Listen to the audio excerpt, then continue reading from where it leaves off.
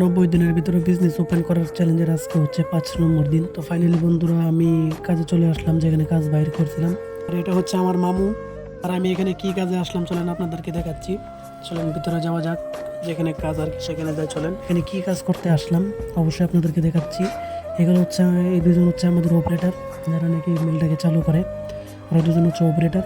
আর এই দেখতেই পাচ্ছেন কি কাজে আসছি আমি, আপনারা বলেন তো, কমেন্ট করে আমাকে জানান, অবশ্যই জানাবেন। আর হ্যাঁ, আজকে হচ্ছে রবিবার, তার জন্য আজকে মিলটা বন্ধ আছে। কিন্তু মিলের যেগুলো মেশিন আছে সমস্ত মেশিনকে আর কি গ্রিস মারতে হবে। তো চলেন আপনাদেরকে গ্রিস ক্যানটা দেখাচ্ছি। এই যেটা হচ্ছে গ্রিস ক্যান, এটা নিয়ে যাব।